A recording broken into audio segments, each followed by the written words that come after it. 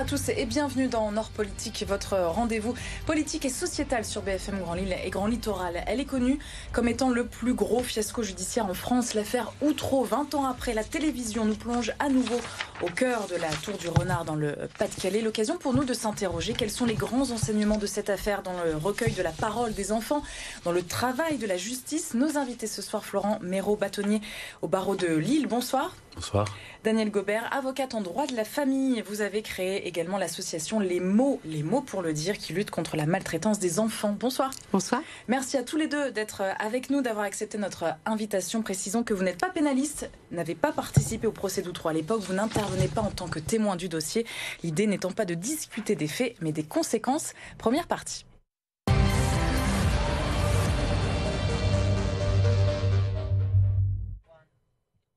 Et en quelques mots, c'est important de poser le contexte de cette affaire Outreau. Emmanuel Calafiore. Outreau, c'est l'histoire de 12 enfants victimes de violences sexuelles, de 4 adultes reconnus coupables et de 13 personnes innocentées après avoir passé pour certaines 3 ans en prison. Tout commence en 2000 lorsque les 4 enfants du couple Delay Badawi révèlent les viols incestueux dont ils sont victimes. La mère, Myriam Badawi, va reconnaître les faits puis accuser des voisins de son immeuble d'avoir participé avec elle et son mari à des soirées pédophiles. Puis au fil de l'instruction menée par Fabrice Burgot, on passe à un vaste réseau pédophile impliquant également, je cite, des notables d'Outreau, Boulogne, sa mère. Suivront 2 procès aux assises de Saint-Omer en 2004, puis en appel à Paris l'année d'après. Un verdict d'acquittement général pour l'ensemble des accusés est rendu par le jury. Alors difficile évidemment de résumer cette affaire en quelques secondes. En quoi est-elle hors du commun? C'est important de se poser cette question, Florent Méraud. Parce que rien n'a fonctionné, tout a dysfonctionné. L'enquête, l'instruction par le magistrat instructeur, la chambre de l'instruction censée contrôler le travail qui a validé, le refus par la justice de délocaliser alors que au début, il n'y avait pas beaucoup d'avocats présents. Quand les avocats, notamment lillois, sont intervenus, ils ont demandé à ce que ils ont dénoncé les dysfonctionnements, le fait qu'il y avait des contradictions entre les témoignages des enfants, sans forcément remettre en tant que tel la parole, mais qu'il fallait peut-être un peu vérifier et contrôler. Et ils ont prêché dans le désert jusqu'à la première bombe qui est le verdict de la cour d'assises. Et cette audience, je crois, on n'y était pas, mais très très violente et très compliquée, qui a révélé que une responsabilité collective et que rien n'avait fonctionné. Avec les révélations de Myriam Badawi lors de ce procès à Saint-Omer. Danielle Gobert, que faisiez-vous vous, au début des années 2000? Est-ce que vous vous souvenez du retentissement de cette affaire à l'époque? Je me souvenais juste que à ce moment-là, la place des enfants avait été mal configurée. Par exemple, j'avais vu, parce que j'ai pas assisté, mais j'avais entendu que pour un problème de logistique, j'allais dire, c'est ce qu'on nous avait dit à l'époque, les enfants avaient été placés dans le box des accusés. Déjà là, moi, ça m'avait même à l'époque, ça m'avait interpellé. Je veux dire, c'est des victimes et on les a mis dans la place des accusés. Je pense que la cour d'assises, c'est un symbole, et mon confrère sera d'accord avec moi. C'est un symbole, c'est quelque chose d'important, et chacun doit avoir un rôle bien précis. Et commencer un procès d'assises avec les enfants dans un box d'accusés, j'ai trouvé ça... Et des dysfonctionnements, vous le disiez bien avant le procès, bien sûr, en 2004, ça remonte à 2000. Est-ce qu'on en parle encore aujourd'hui dans le milieu? On voit que ça inspire la fiction, dans le milieu judiciaire, des avocats, des magistrats.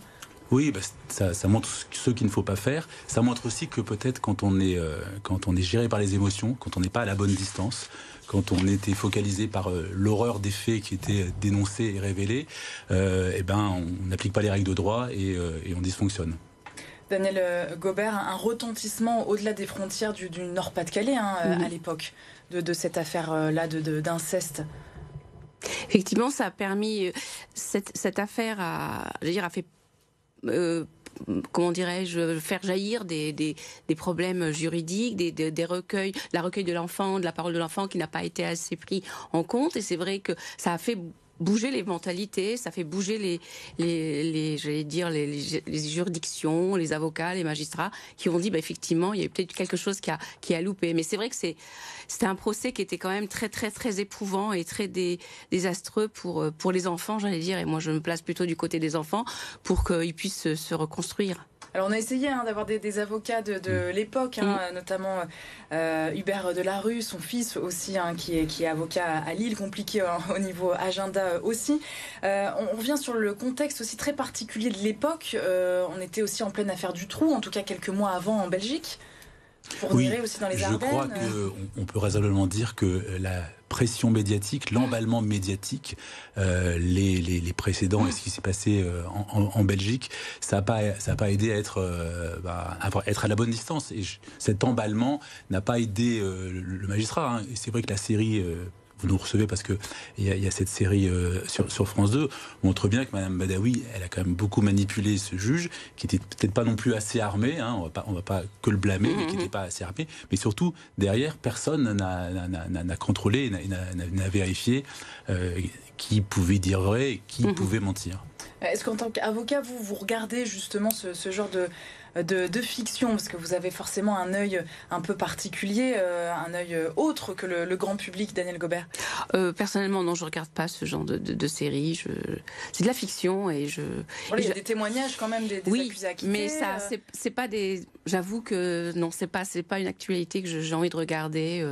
Surtout que ce qui m'a choqué dans tout ce qui s'est passé, j'allais dire par rapport à ce procès, c'est l'impact médiatique et tout, mais c'était pas possible, j'allais dire. C'était indécent par rapport à ce qu'avaient vécu les enfants, en fait. Donc je vais pas en plus regarder ça, même s'il y a des confrères qui interviennent. Ouais. Mais non, c'est impossible pour moi. Parce que 20 ans après, il y a un recul intéressant. Moi, je reçois des textos de confrères qui sont bouleversés, donc je pense que je le regarderai parce qu'effectivement, ça redit les choses et ça te rappelle encore une fois ce qu'il faut peut-être avoir en tête, les bonnes pratiques. Même si c'est pas une première, Là, cette série télévisée, il y a eu des films, Présumés coupables, il y a eu d'autres choses, des livres aussi. Mais oui, ils vous disent bouleversé en quoi, en fait Ça les replonge dans 20 ans en arrière? De la maltraitance, côté défense, de mise en examen qui sont seuls devant le juge d'instruction. Il n'y a pas d'avocat, donc ils sont les avocats. D'un juge d'instruction qui mène à charge, qui se fait manipuler, personne ne le voit. Et puis l'emballement, donc la recherche de corps dans la tour, le réseau pédophile en Belgique. Je pense que c'est une affaire hors norme, incroyable, dans un contexte où effectivement il y a malheureusement beaucoup d'affaires de mœurs et d'agressions sexuelles et de viols dans notre région, et que peut-être c'est un peu banalisé. C'était sans doute un dossier de plus, et il a fallu que l'huissier de justice aille chercher un avocat à Amiens pour que ça bouge. Et peut-être que la vague a été sans doute très violente, violente aussi pour les parties civiles, mais qui était à l'aune de la violence qu'avaient subi des acquittés et des êtres humains qui ont été en détention pour rien. Jusqu'à 3 ans de prison, de détention provisoire pour ces 13 personnes innocentes. Alors comment recueillir la parole des enfants? C'est ça qui nous intéresse aussi. On avance. Quel impact sur la justice 20 ans après? C'est notre deuxième partie.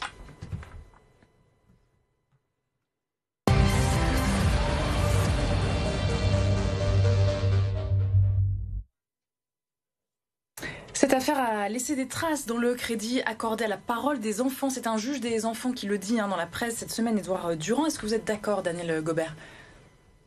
Effectivement, par rapport à la parole de l'enfant, elle a été fragilisée à la suite de l'affaire Outreau. C'est vrai qu'on s'est dit, la parole de l'enfant, elle est normalement sacro-sainte. On ne peut pas effectivement revenir sur la parole d'un enfant. Mais c'est vrai que là, au niveau de ce procès, ça a mis en évidence des problèmes. C'est pour ça que la commission d'enquête, elle avait fait plusieurs points. Il y avait 2 points qu'elle avait préconisés. Mieux protéger les intérêts des enfants et redéfinir les conditions de recueil des déclarations des enfants. Alors justement, auparavant, c'était pas forcément filmé systématiquement les auditions des enfants avec la police. Aujourd'hui, c'est obligatoire? C'est dans la loi, c'est censé être appliqué. Ouais, c'est quasiment systématiquement appliqué. Ce qui est difficile dans l'affaire Outreau, c'est que c'est ces mouvements de balancier entre la parole de l'enfant qui n'est pas entendue, la parole de l'enfant qui est entendue absolument. Céline Royal, elle avait dit, un enfant ne ment pas.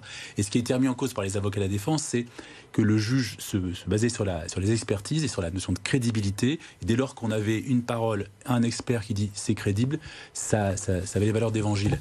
Là, le mouvement fait que après cette affaire, on a peut-être un peu moins entendu les enfants. J'ai un peu l'impression que, comme pour les personnes victimes de violences intrafamiliales, la parole est quand même elle est libérée, MeToo aussi, et que je pense que c'est un peu plus équilibré que ça n'a été. Quel est le mécanisme justement quand il y a ce genre d'affaires de mœurs, quand un enfant doit s'exprimer, doit être entendu? Comment ça fonctionne en fait tout simplement?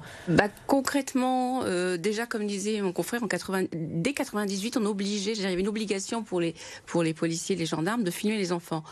Il y a on pourrait remercier Madame Brousse de La Voix de l'Enfant, qui déjà en 1990 disait mais il faudrait préparer des accueils type pour recueillir la parole des enfants. C'est-à-dire les mettre dans un climat un peu plus de sécurité serein, une sorte de petite pièce où il y aurait effectivement un jouet, une table, etc. C'est le cas aujourd'hui? Oui, ça s'appelle, en fait c'est les UAPED, c'est les unités d'accueil pédiatrie des enfants en danger. Donc ça se met un peu partout dans toute la France et c'est un élément important, j'allais dire, c'est des professionnels, des gendarmes ou des policiers, des psychologues, des médecins légistes, des pédopsychiatres, qui à ce moment-là vont recevoir l'enfant et recueillir sa parole dans un lieu bien déterminé. Alors il y a il y en a à Lille, partout sur le territoire. Oui, il y en a un à Roubaix qui va s'ouvrir en 2023. Il y en aura un sur Lille. On risque d'en avoir un sur Arras. Il y en a déjà dans le sud de la France. C'est vraiment le lieu privilégié pour recueillir la parole de l'enfant. Ce qui a fait défaut, si vous voulez, lors du procès Outreau, où effectivement la parole de l'enfant a été recueillie, mais elle a été ensuite déformée. Il n'y a pas eu, j'allais dire, on n'a pas figé la parole de façon précise. En fait. Il y a des bonnes questions à poser, il y a des choses à faire du côté avocat, magistrat aussi. On est formé dans ce sens-là aujourd'hui, 20 ans après. D'abord, il est indispensable de rappeler que à la fois la défense et les parties civiles des victimes doivent être accompagnés d'avocats professionnels, qualifiés, qui peuvent suivre des formations pour justement recueillir la parole de l'enfant ou pouvoir la contredire. Ce qu'il faut éviter, c'est la violence. Je pense que ce qui a été stigmatisé dans le procès Outreau, vous nous recevez pour ça, c'est que c'était tellement dur pour les avocats de la défense de ne pas avoir été entendus pendant 3 ans que le premier procès à Saint-Omer a explosé. Et que peut-être les avocats qui avaient vraiment besoin de montrer qu'il y avait des failles dans le dossier et que certains étaient innocents, tous ne l'étaient pas. C'était un peu trop cash, un peu trop violent. Peut-être aller jusqu'au bout. Alors, la parole de l'avocat est libre, mais effectivement, c'est important dans un procès que toutes les parties aient leur place, puissent être entendues ou pas. Mais entendu, si elle le souhaite, sans violence et dans le respect du contradictoire de la parole de chacun. Parce que quand on dit enfant, finalement, c'est moins de 18 ans, mais il y a forcément des différences d'âge. J'imagine Jonathan Delay, par exemple, fils du couple Delay-Badawi, lui avait 6 ans à l'époque des faits. C'est une notion qui est importante aussi. La notion de discernement, tout à fait, parfait, tout à fait. Et c'est vrai que dans ces fameuses salles qu'on appelle Mélanie, c'est des salles qu'on appelle Mélanie parce que en 90, c'est une jeune fille qui avait été victime de violences et donc elle avait été auditionnée dans ces conditions-là. Ces salles permettent effectivement de mettre l'enfant en confiance. Ce qui s'est passé en fait avec le dossier Outreau, c'est que il y avait la balance en fait entre ce que disait l'enfant, ce que disait pas l'enfant. Il n'y avait pas d'équilibre. Et la parole de l'enfant a été colportée à chaque fois. Mais ils peuvent être influencés ? Oui, ils peuvent être influencés, mais il y a des protocoles qui existent, qui permettent aussi bien aux gendarmes, aux policiers, de pouvoir poser les bonnes questions, en fait.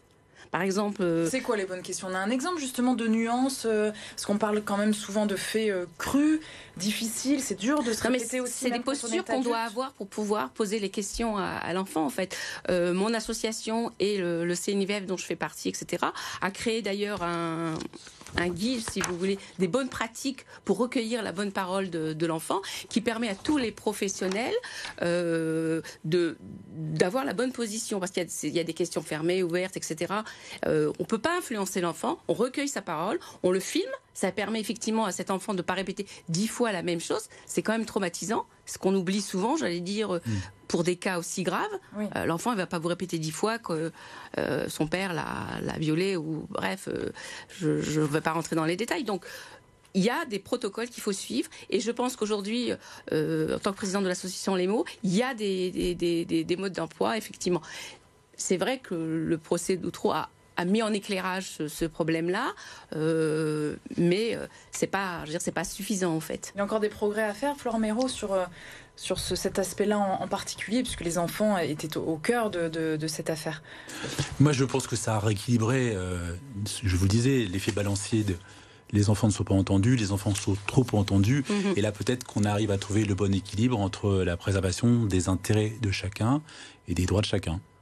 Et à l'époque, vous avez tous un avocat chacun? Comment ça fonctionne en fait quand, là en l'occurrence, 12 enfants qui ont été victimes, comment ça fonctionne? Comme dirait mon confrère, il y avait un déséquilibre. Il n'y avait que 2 avocats pour 15 enfants, si je ne me trompe pas. Après, je vous dis, j'ai vu ça, je l'ai lu, donc je ne sais pas, mais il y avait 2 avocats pour 15 enfants mis dans des boxes d'accusés. J'allais dire... Déjà, la police, la police de l'audience, le président, il aurait dû déjà se dire mais ça va pas là, il y a un truc. Alors Après, à Lille, on organise des commissions mineures, il y a des commissions victimes qui permettent, quand les justiciables n'ont pas d'avocat, d'avoir un avocat d'office, entre guillemets, compétent, formé pour les défendre et pour que chaque victime ait son avocat, sans conflit d'intérêt, et pour éviter les dysfonctionnements qu'on a constatés. Ah non, c'est parce qu'à Lille, on a la chance d'être 1300, d'être un barreau organisé, fort. Précurseur sur la parole de l'enfant, sur la défense des avocats du mercredi. Enfin, ça fait des années que ça se construit, et c'est vrai qu'à Lille, on a de la chance puisque tout le monde peut être défendu par des avocats compétents et formés. Spécialisé par rapport aux enfants, aux mineurs, etc. C'est vraiment un élément important par rapport au barreau de Lille, et c'est ce qui est vraiment... Mais le barreau de Lille n'a pas attendu le procès. Non, c'était antérieur à Outreau.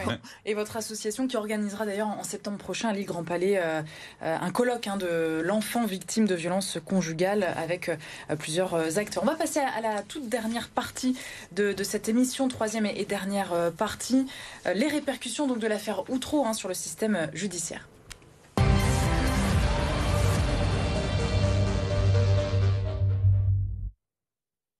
Alors quand on lit la presse, on a plusieurs qualificatifs, l'engrenage du désespoir, du désastre, le naufrage de la justice, le scandale judiciaire. Ils sont nombreux pour évoquer Outreau. On a beaucoup parlé de l'isolement du juge Burgot aussi. À l'époque, il avait 29 ans quand il arrivait à Boulogne-sur-Mer, qui assure avoir toujours agi en pur technicien du droit et n'avoir rien à se reprocher. Le rôle du juge d'instruction a été remis en question après Outreau. Alors, il y a effectivement une loi du 5 mars 2007, suite à l'enquête parlementaire dont vous parliez, qui a voulu renforcer les droits de la défense. Et ça y est déjà, mais favoriser, non pas... Alors, ça fait des années qu'on nous parle de collégial, mais en raison d'un manque de moyens de justice, on n'arrive pas à avoir 3 juges, déjà pour juger les affaires civiles, et 3 juges pour instruire, ça n'existe pas. Ce qui est mis en place, c'est la co-saisine. Alors, de temps en temps, 2 dossiers sur 10, on a 2 juges d'instruction co-désignés sur un dossier, alors souvent les plus complexes, encore faut-il qu'ils s'entendent, mais les juges... Pas forcément sur les faits d'inceste, ou en tout cas de ça dépend des dossiers. De viol de mineurs, ça dépend vraiment des dossiers. Ouais. Mais pas spécialement sur ce type de procédure. Mais c'est encore trop peu, encore trop rare, cette co-saisine. C'est trop rare, d'abord parce qu'il y a une culture du juge d'instruction qui aime bien être seul. C'est comme ça, et parce que, comme je vous le dirai tout à l'heure, on a un vrai problème de budget, même s'il y a des efforts qui sont faits, et qu'on a 2 fois moins de juges par habitant que les autres pays du Conseil de l'Europe, comme vous le savez. Ouais. On consacre 73 € par habitant en France, alors que la moyenne est 78, et que des pays comme l'Allemagne, c'est 41 €, l'Espagne, 90 €. Donc l'Italie et l'Espagne sont au-dessus de nous. Donc vous manquez de moyens, on manque de moyens aujourd'hui Même si des efforts sont faits, le retard est difficile à rattraper, et c'est essentiellement un problème de moyens. Notre garde des Sceaux, Éric Dupond-Moretti, qui était avocat pénaliste à l'époque dans cette affaire Outreau, il a été justement rendu célèbre avec cette affaire. Est-ce que ça peut aider, est-ce que ça peut faire avancer les choses? Votre regard là-dessus, Daniel Gobert? Oui, effectivement, parce que là, j'ai vu qu'il avait lancé un programme pour pouvoir tenir compte des violences faites aux enfants. Il avait lancé un programme par rapport en mettant des chiens en fait qui pourraient aider les enfants pour les mettre en sécurité, en confiance, pour pouvoir, parler librement, si vous voulez. C'est un exemple qu'il a mis. Bon, personnellement, je pense que je suis pas vraiment favorable à ce genre de pratique. Je pense que c'est surtout former les professionnels, les avocats, les policiers. La prévention avant tout. Je pense que c'est ce qui manque en France, en fait.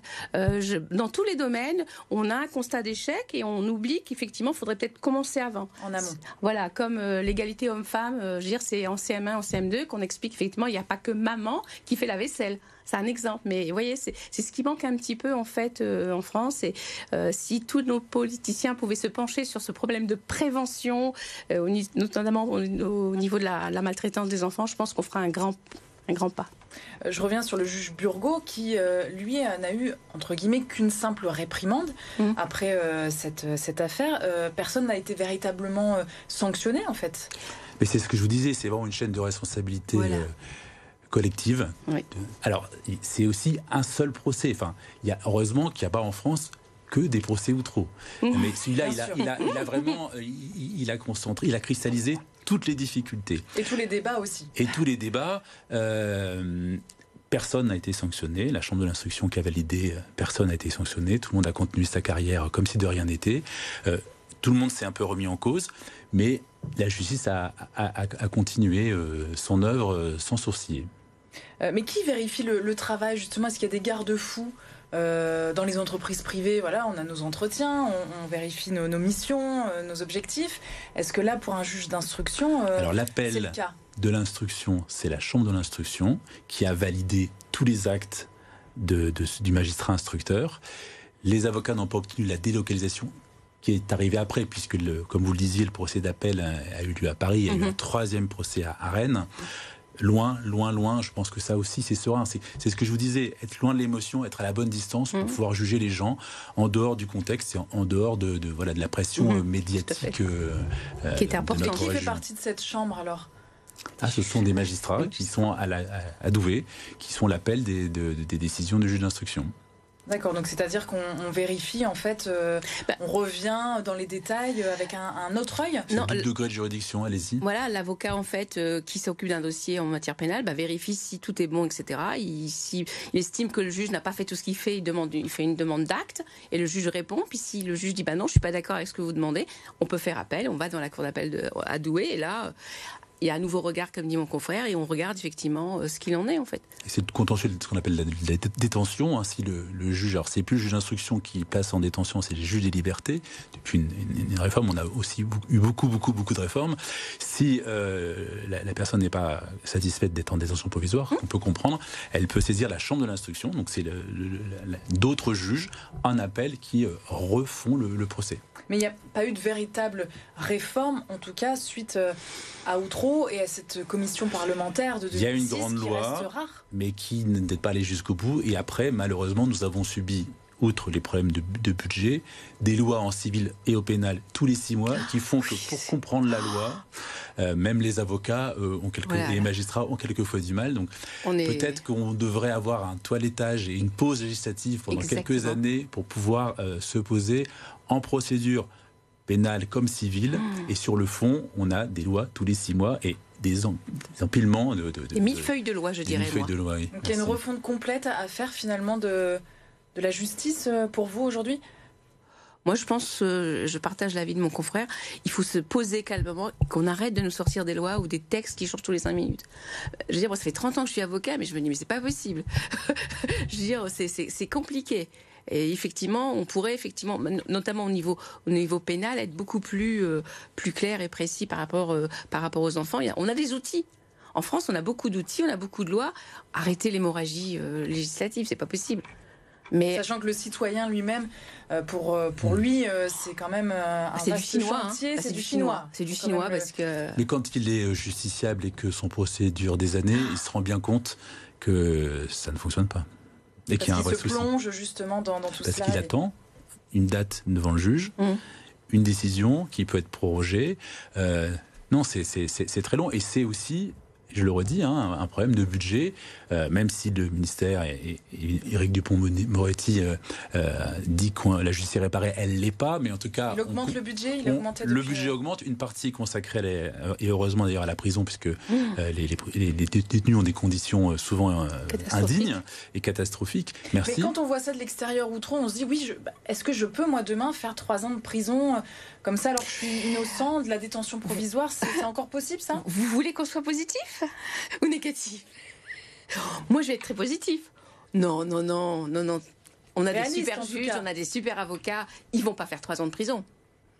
Parce que c'est ça aussi qu'on retient bien sûr, c'est oui. des innocents Oui. sont allés en prison, à envoyer des lettres, à demander de sortir sous condition toutes les semaines. Et il y en a un qui est mort en jamais. détention, il y en a qui s'est suicidé en détention. Oui. Et l'huissier de justice, il a aussi fait une tentative de suicide après. Non, mais c'est effectivement dramatique. Alors, Grève de la faim pour Alain Maréco. Ouais. L'erreur est humaine. Il y aura encore des dysfonctionnements ou des erreurs judiciaires, hein, mais on est tous là pour veiller à ce qu'il y en ait le moins possible. Et vous avez ce rôle-là aussi de pouvoir faire le focus sur les situations qui sont anormales ou scandaleuses. C'est ça la démocratie. D'expliquer, d'éclairer. Un dernier petit mot peut-être avec, on en a peu parlé, mais le lien avec la police, ça c'est très important aussi pour vous, en tout cas là en l'occurrence pour les pénalistes, quand une affaire est instruite aussi.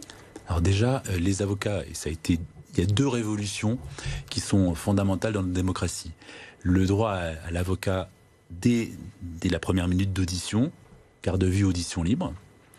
Et ça fonctionne. Ça a été dur au début, on était mal reçus, mais maintenant ça fonctionne très bien. Et ça permet qu'il n'y ait pas dans un procès verbal quelqu'un qui dise « mais moi j'ai jamais dit ça ». De vérifier que les droits sont respectés, que la parole soit la vraie parole.